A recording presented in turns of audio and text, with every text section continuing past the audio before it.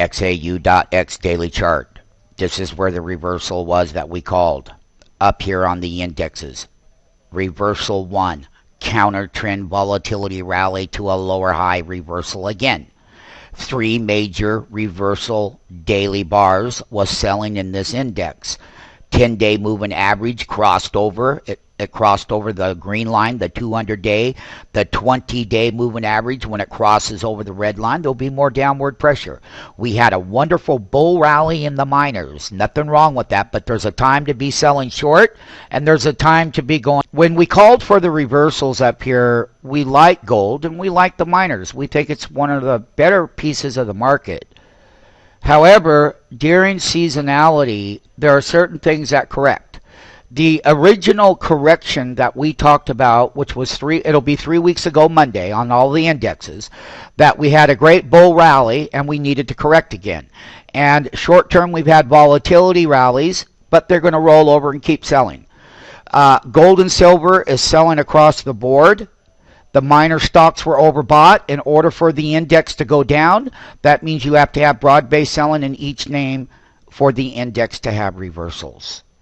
The daily chart within the bull rally correction in the miners is that within the next couple of weeks, we're going to hit down toward a bottom. There will be different periods at times when the gold trade will work again. Gold and bullion and all of that itself is extremely high. Gold itself was only down $1.40 today. So the individual miner stocks, though, this is different than that. We'll do the GLD afterwards. However, I just want people to know that overbought rallies, bull rallies get overbought. And good stocks in here like FCX, AEM, ABX. There's lots of good ones in here. Gold Corp is one that we like. There's lots of names that we like in here. There are leaders in here that we like.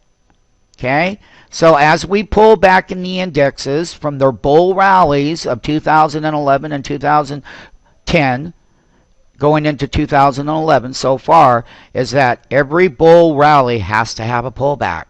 Knowing when indexes, knowing when seasonality is going to be a key factor would also be a way to know when to sell into things and when to sell short. When you're looking at an index itself, for the index to reverse, you got to have broad selling in each of the names. The ranges on some of these today are somewhat narrow. You got Newmont Mining, it's $1.29. You've got RGLD, $1.21. You've got GOLD, which has been on fire. Last print was $76. They're all overbought. FCX had a $1.14 range. We gave limit orders out on FCX. Pre-market, my order, David, was what price? And what is the low of the day, David?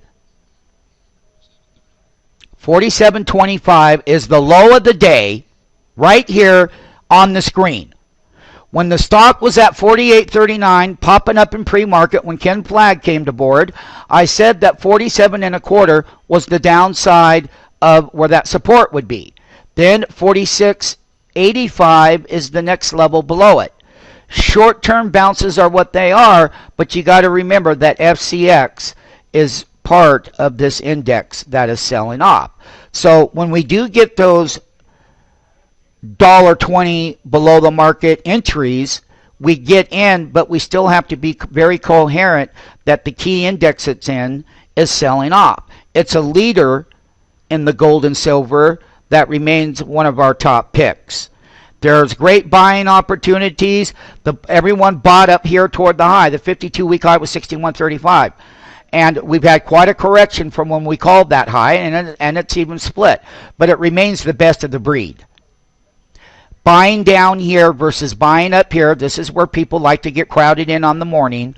The people that waited for the 47.25 limit order right to the penny get a very small bounce, and then they have to take a look at how much of a bounce they're going to get. Not much. They have to sell into it because the index is selling off.